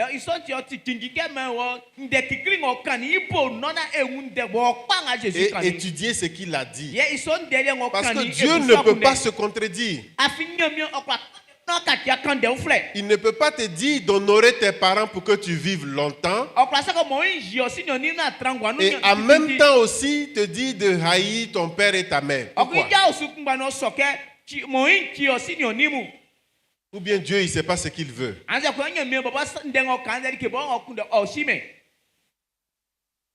C'est pourquoi ce matin, il me dit de venir te dire que lui, Jésus, il t'aime. Lui, Jésus, je répète encore, il pense à toi. Il pense à ton bien-être. Chaque jour où tu vas, il te suit. Parce qu'il est ton Seigneur. Il est ton sauveur. Lorsque tu acceptes Jésus comme Seigneur et Sauveur, c'est ça la condition pour être son disciple. Tu l'acceptes comme Seigneur parce qu'il est le maître. Ta vie dépend de lui. Il est le maître de ta vie. Tout lui appartient. Il est ton sauveur. Parce que non seulement il te sauve de la vie du péché, il ne te regarde plus comme un pécheur ou une pécheresse, mais il est toujours là pour te protéger chaque jour qu'il fait. Il est ton Seigneur et ton maître. Pour vous donner le contexte de ce passage, ce que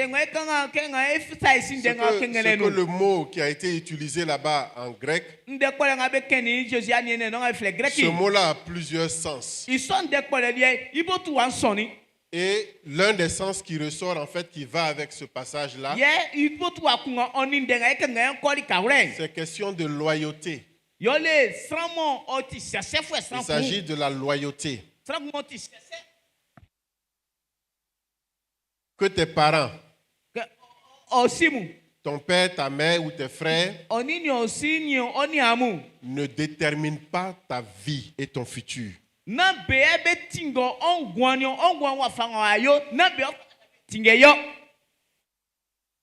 Ce n'est pas au papa de déterminer ce que tu vas devenir dans le futur. Ce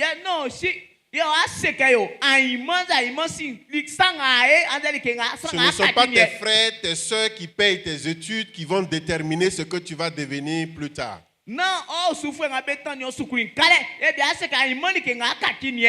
C'est lui seul, Jésus, qui va déterminer ce que tu es.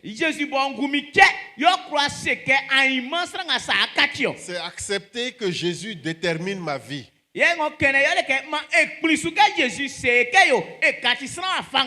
C'est ce que ce passage-là est en train de dire. C'est ce que ce passage est en train de dire. Et dans notre traduction en baoulé, nous essayons de repartir sur ce que Jésus a dit dans les textes originaux pour comprendre, pour ne pas qu'on s'appuie tout le temps sur le français. Beaucoup d'erreurs comme ça se sont glissées dans le français. Et ça fait que nous, les chrétiens, on se bat entre nous à cause d'une virgule dans le français. On dit il y a virgule ici. Donc Dieu voulait dire comme ça. À cause de la virgule, là, c'est devenu comme ça. On fait palabre sur le français. Alors que ce n'est pas notre langue. Ce n'est pas notre langue. Pourquoi ne pas demander à Dieu en baoulé de nous expliquer? Il va le faire. Gloire à Jésus. Il va le faire. Il est là. Il est là. Il suit tout ce que nous faisons. Rien ne l'échappe. Il est présent. Il est présent. Vous voulez le voir? Vous voulez le voir? Il est là. On n'a pas besoin de le sentir. De sentir quelque chose comme ça. Ah, Dieu est là, Dieu est là. Non. Ce n'est pas un revenant. Il est simplement là. Et il suit tout. Et puisqu'il m'a dit de venir te dire qu'il t'aime, il pense à toi. Il est là. Mais le problème pour nous, s'il apparaît tout de suite, on va s'évanouir. S'il apparaît tout de suite, on va sauter par la fenêtre. Parce qu'on ne peut pas supporter. Sinon, il est là. Même les anges sont là. Dieu fait la grâce à certains de voir, n'est-ce pas? Ils peuvent voir. Mais il est là. Il ne veut pas apparaître parce que tout simplement on aura peur. Certains d'entre nous vont avoir arrêt cardiaque. C'est tout. Sinon tu peux lui dire apparaît, apparaît ici, viens ici. Seigneur, je veux te voir. Toi et moi, on va s'asseoir et puis on va s'asseoir. C'est ce qu'il aime. Notre Dieu, ce n'est pas un vieillard qui est assis avec un gros bois. Dès que tu fais un péché, il tape ici. Il regarde celui qui pêche là-bas, il tape son pied, il casse son pied. Non.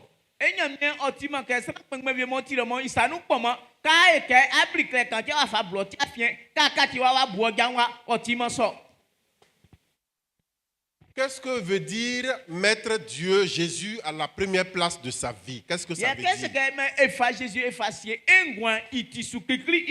Jésus soit la première place de ma vie.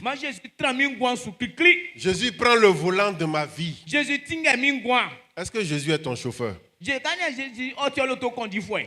Il n'est pas ton chauffeur. Pour prendre le volant, et toi tu vas t'asseoir où?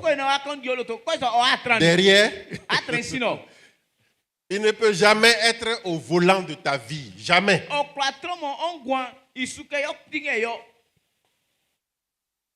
Il peut être dans la voiture avec toi.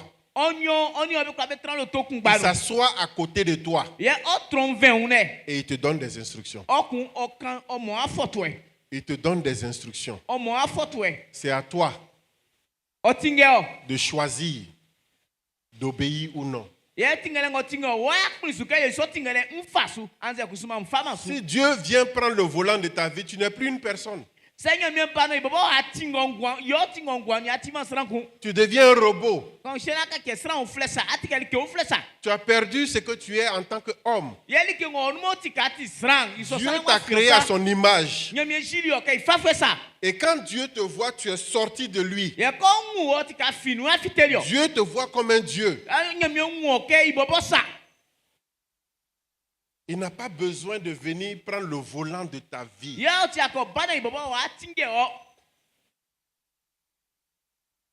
Il s'assoit à côté de toi. Et il te dit, allons. Accélère ici. Parce que lui il connaît le chemin de ta vie. Il connaît le chemin de ta vie. Il connaît la destination de ta vie. Et le Seigneur conduit mes pas. Il veille sur mes pas. Gloire à Jésus. Parce que si vous dites, Seigneur, prends le volant de ma vie, tu risques de mourir sur le champ. Tu es en train d'inviter la mort. Ce n'est pas une prière en fait. Il peut être la première place, oui, mais pas être au volant. Ce sont des expressions qu'il faut souvent éviter. Maintenant, qu'est-ce que ça veut dire être Jésus à la première place de ma vie? Il a donné la réponse. Et cette réponse-là, souvent, on ne fait pas attention à ça. Jean 14, verset 6, c'est ça la réponse. Et je vais terminer par là. Jean 14, le verset 6. Jésus lui dit,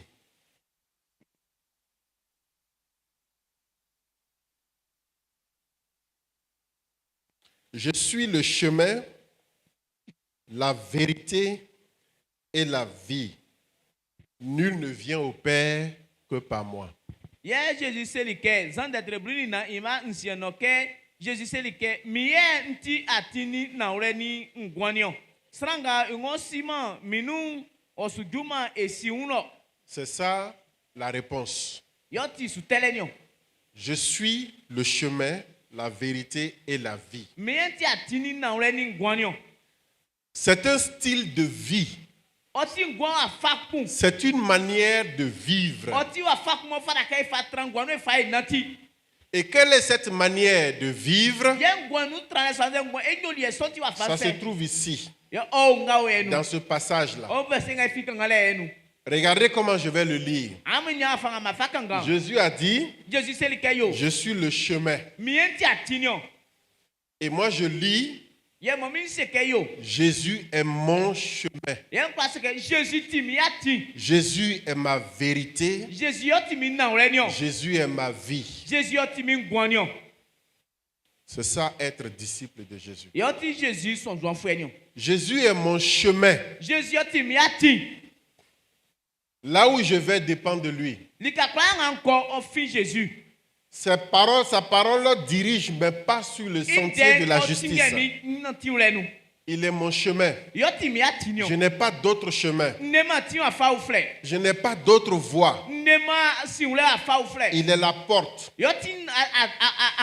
Jésus est mon chemin. Jésus est ma vie. Ma vie sur terre, c'est Jésus. C'est lui qui définit ma vie. C'est lui qui me dit qui je suis. C'est lui qui détermine ma destinée. Parce qu'il a déjà établi cela. Et sa vie coule en moi. Parce que lui, il est en moi. Il vit en moi. Jésus est ma vie. Je n'ai plus une autre vie. Jésus est ma vie. Je vis parce que Jésus vit. Je vis parce que Jésus vit. Sinon, je serais mort. Je serais mort. Je serais perdu. Je serais égaré. Jésus est ma vie. Et Jésus est ma vérité. Il n'y a pas d'autre vérité que la vérité qui sort de la bouche de Jésus.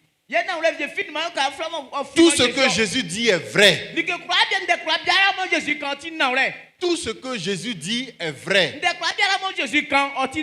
Il a dit dans sa parole, dans le même chapitre de Jean 14, dans Jean 16, il a dit ceci, que le consolateur viendra, l'esprit de vérité que le Seigneur va envoyer. Est-ce que cet esprit-là va faire? Il vous conduira dans toute la vérité. Il a promis son esprit qui doit nous conduire dans la vérité.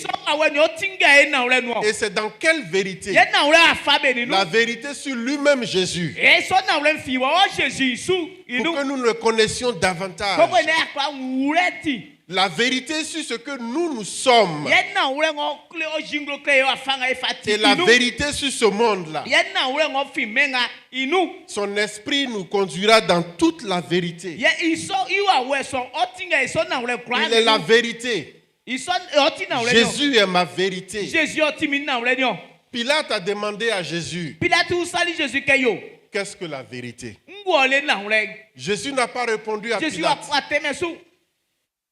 Parce que c'est lui qui a arrêté devant toi. Qu'est-ce que tu cherches encore? Jésus ne peut pas définir la vérité pour Pilate. Parce que lui-même, il est la vérité. Il incarne la vérité. La vérité, c'est une personne. C'est une personne. Il incarne cette vérité-là. Et Pilate a demandé qu'est-ce que la vérité. Il n'a pas répondu. C'est lui qui est devant toi. Et si Jésus est ta vérité, sa main sera toujours sur toi. Et c'est en cela que tu deviens partie de sa famille. En cela, tu deviens tout proche de lui. Mes frères, mes sœurs, c'est un style de vie. Avoir Jésus dans sa vie comme première place, c'est un style de vie, c'est une façon. C'est une manière de vivre. Jésus est le chemin de ma famille. Jésus est la vérité de ma famille. Jésus est la vie de ma famille. Ma vie dépend de lui. Ce qu'il dit de moi est vrai.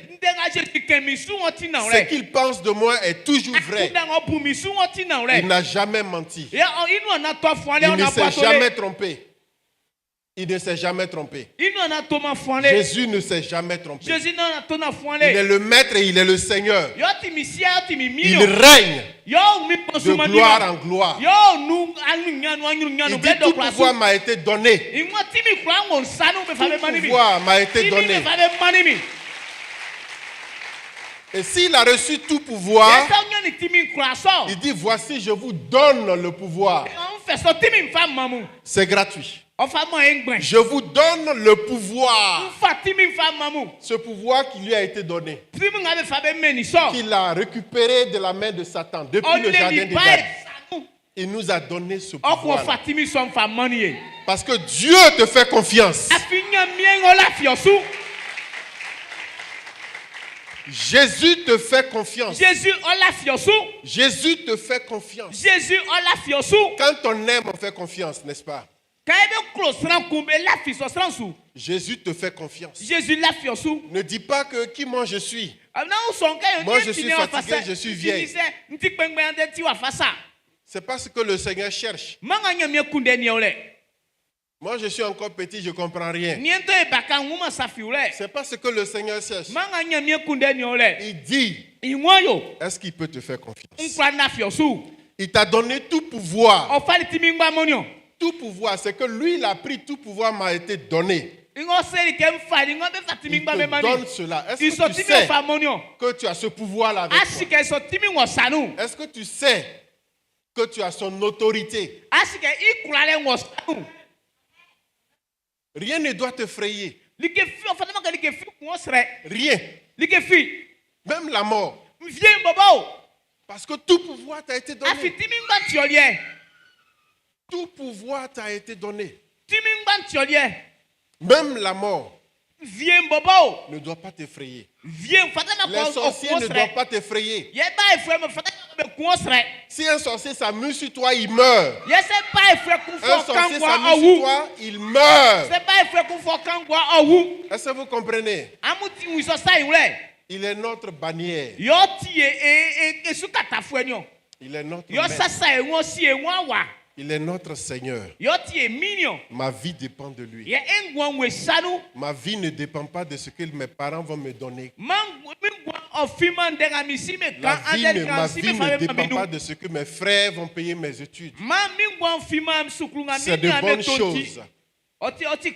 Je dois respecter et honorer mes parents. Mais ma vie dépend de lui. Ce qu'il décide de ma vie, c'est ce que je fais. Que le Seigneur bénisse sa parole.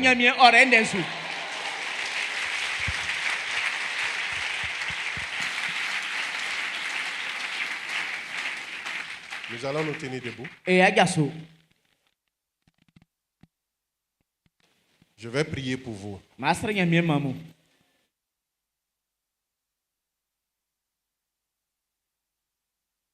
Je vais prier pour vous. Je sais que pour certains, c'est difficile. La parole est tellement simple que c'est difficile d'accepter que c'est vrai. On pense qu'il faut beaucoup de sacrifices. Que Dieu même nous regarde un peu. Il dit, ses regards sont constamment posés sur toi. Tu ne le sais pas. Mais chaque jour, Ses regards sont sur toi. Même en ce moment, il te regarde. Il te regarde avec des yeux d'amour. La tendresse, la grâce. Et il est prêt à te communiquer la paix. Il est prêt à te communiquer la joie. Une joie que tu n'as jamais connue. Et c'est pour ça que je vais prier. Ouvre ton cœur. Papa, tu as entendu tout ce que j'ai dit.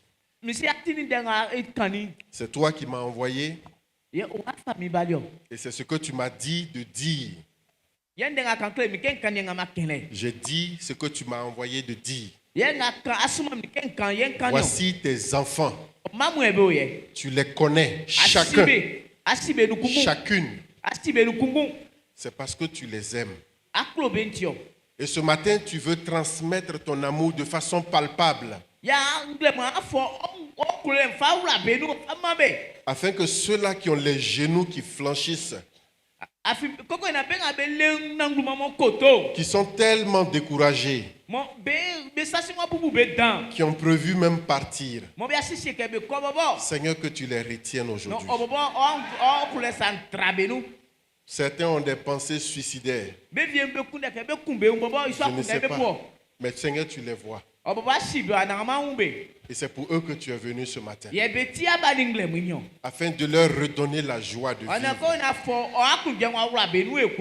Tu as dit quand tu donnes ta joie, tu ne donnes pas comme le monde donne.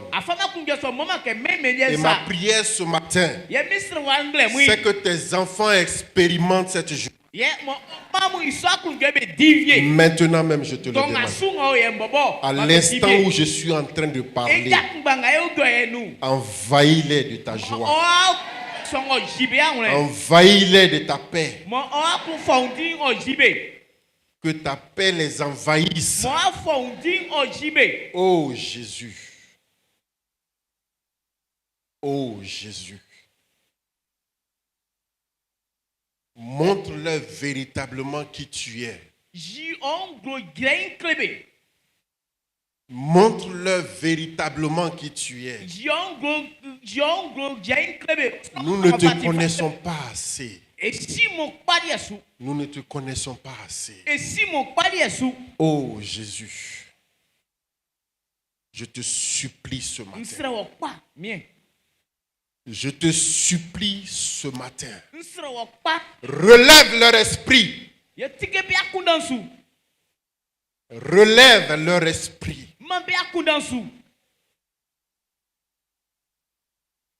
Ouvre les yeux de tes enfants.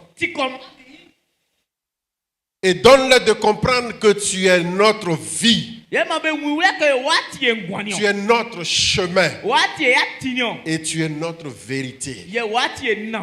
Il n'y a pas autre. Veille sur tes enfants.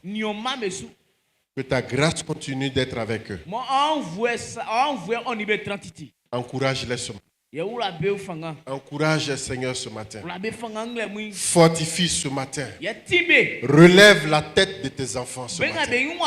Relève leur tête quand ils vont sortir d'ici. Ils vont sortir avec une assurance que tu as été avec. Tu es là. Et que cette présence-là soit constamment là. Merci Papa. Parce que tu le fais. Au nom de Jésus. Amen. Ibunde ila miasi pa ibunde pa.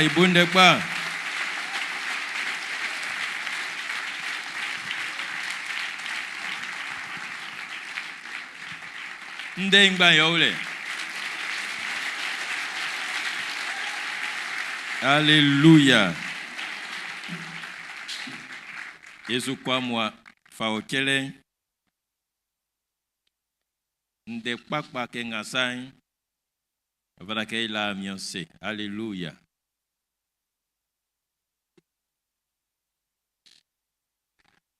Ay ambande ne kamna diza. Ma ila mianse. Afin nyamien Chloé. Ma ila mianse. Afin Jésus oti et ati. Ma ila mianse. Afin Jésus oti enauren ma elanyamien se afin Jésus oti engwan. Amen, amen.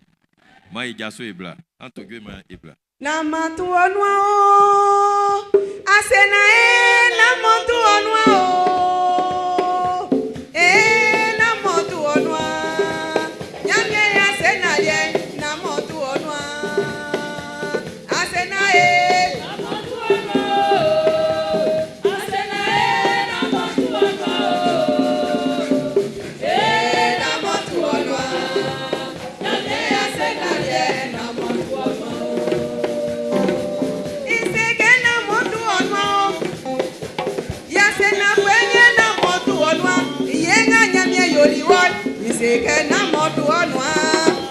nyamye ya senaye na modu onwa le ineli na modu onwa asena kwenye na modu onwa Jésus deliwo iseke na modu onwa ya senaye na modu onwa asenaye na modu onwa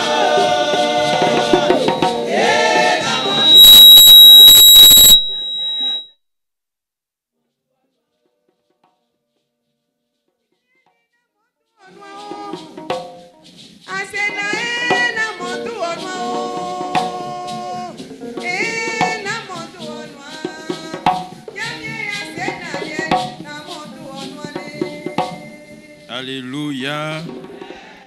Il a mis c'est Jésus du maïnou. Et fanyamien et yo isran imo afin oyi sam benu clé. On soani like isanu. Il y a nyamanu yo clé limilike yo. Ko yi wafanga Jésus trani. I be menu lo be ngwan ko yi nous sain amwule ke ye. Sa siangale mbo abuke ipanye nga yokole. En tout cas, mami resu titi.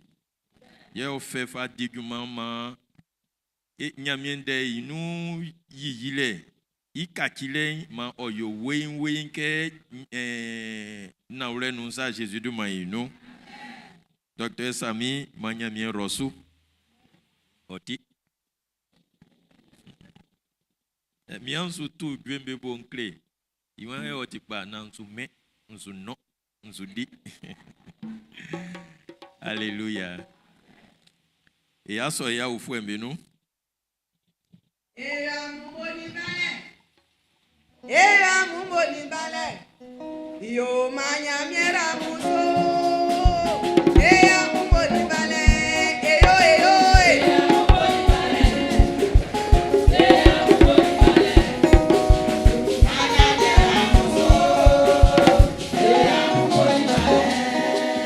Et yo mumoni bale. Manyamien oramusu et a oufoué benga bezukwe nomu maïfleïnia ngoran ngo Françoise oba e osunyale maïsonu oni Françoise oni maïso Kofi Afoué Anne-Marie ofinyam sokro yo benyonya bebale ambonde kwaso benwe amumoni bale yo manya mera muso amumoni bale mayeso kwaku Amena Thérèse ofinyam sokrovie Maïso Amani Afoué Sandrine Ofin Bodokro. Sandrine Fin Bodokro.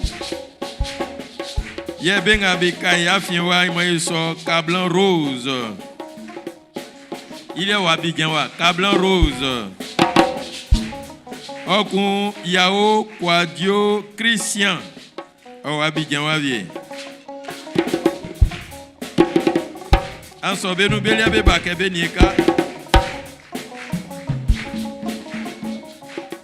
Mai bonne isobe kwa benu.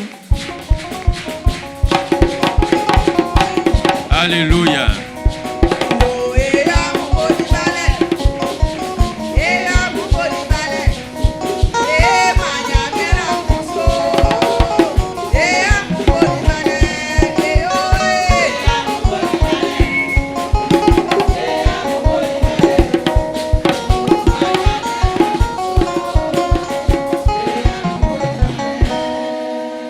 Amen.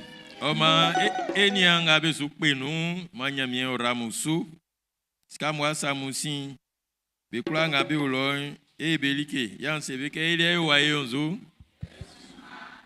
Mokale titi alléluia. Ye amga mubaka amuni etran. Nansi si amubo nyamie iswanye ma ekula ifaisa eurejumanu. Nanga mo nyamie fawali amsanu. Amudi na amu yosura le mai alléluia ma ekula ejaso eswasre nyamien kasien oma nkpamulwa alliance biblique fruamu be ongwalo ka sonu vie ancien loko ni aninge ngabe olomu inyonsu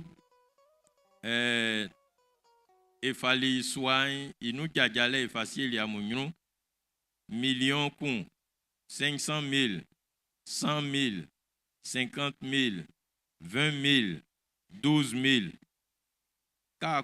Ka le mortuaire fable serenyamien. Na yo ninge unenu ye ikenle Jésus atimiantin. Jésus atimina ule. Jésus atimingwan. Ngamo faraka yo swanganu comme ko kan cleo. Na ifa une ifa ninge na wa ijo wa. Swanga ikpra an. Mankula kenya otie suke etransena afwe pankpan singanu se nyamie isramu be wan na be ko transena be ni be ijoy ngofa da ke be yo oma ekula nga eti nyamie isonzon fuemu anfa le motwenga sreamien anfa le motwenga fa sreamien afi monengo balo ye e afa akpaso ngofa da ke ifanyo Jolin eya fan eswan like kun manyamien oukai. Oma le motwenga nde pole kanga owe nkwa ke mfa ko moi. Mai ura pensu ke Jésus Chloé. Mai ura pensu ke yita Yesu. Mai ura pensu ke yoti atinio. Yoti na ure yoti ngwanio. Mai sa tran Yesu Jésus du mainu. Amen.